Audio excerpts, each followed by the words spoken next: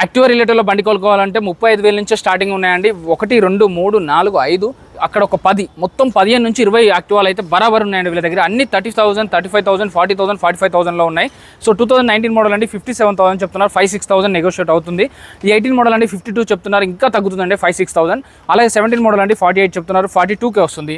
17 model 48 చెప్తున్నారు, 42కి వస్తుంది blue కలర్లో. అలాగే 16 మోడల్ అండి 45 చెప్తున్నారు, ఇంకా నెగోషియబుల్ అవుతుంది.